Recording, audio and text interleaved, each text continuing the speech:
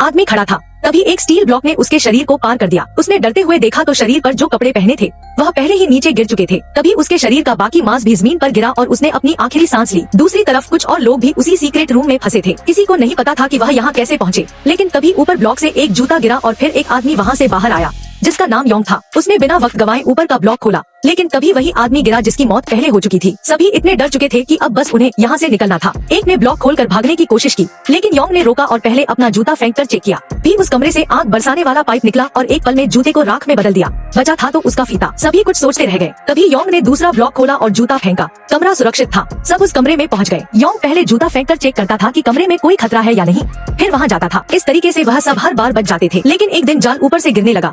तब योंग ने सबको भागने को कहा, लेकिन सभी ब्लॉक बंद थे। सबको अब मौत दिख रही थी। तभी एक ब्लॉक जमीन पर दिखाई दिया। सब वहीं से निकल गए, लेकिन एक लड़का उसी में रह गया क्योंकि वह बहुत डर चुका था। योंग ने समय रहते उसे बचा लिया। अब जूता फेंकने वाला तरीका काम नहीं करेगा, यह सब समझ चुके थे। तभी लड़के ने देखा कि सभी ब्लॉक्स पर नंबर लिखे हैं, शायद यह उनके कोड थे। उसने यह भी देखा कि अगर कमरा सब नंबर का है तो सुरक्षित है। उसने जांचा तो यह सही था। सब नंबर वाले कमरे में कोई खतरा नहीं था। सभी ने यही तरीका अपनाया और 10 ब्लॉक पार कर लिए। लेकिन जैसे ही वह अगले ब्लॉक में पहुँचे, वहाँ सब कोड नहीं था, बल्कि सभी विषम थे। तभी बूढ़ा जोर से चिल्लाया और वॉइस एक्टिवेट हो गई। जाल उनकी तरफ बढ़ा। लड़का सुरक्षित बच गया। योंग समझ गया कि ब्लॉक वॉइस एक्टिवेटेड है और जब तक तेज आवाज नहीं होगी तब तक यहाँ के सेंसर काम नहीं करेंगे। सभी ने जूते निकाले और वहाँ से सुरक्षित निकल गए। लेकिन जब ली नाम का लड़का निकल रहा था, जूता उसी कमरे में गिर गया। वॉइस से जाल एक्टिव हो गया। योंग ने जल्दी से ली को खींचा, लेकिन उसका पैर लेजर से कट चुका था। ली ने लड़के को दोषी ठहराया। दोनों में मारपीट होने लगी, लेकिन सबने उन्हें शांत कराया। यह साफ था कि लड़का ली को मारना चाहता था। तभी कमरे में धुआं भरने लगा और सभी भागने लगे। तभी लड़के को एक डायग्राम मिला, जिससे सभी ने जाना कि वे एक घनाकार सीक्रेट रूम में हैं, जिसमें कम से कम 600-700 कमरे हैं। योंग ने दरवाजा खोला और उसी कमरे में पहुंच गया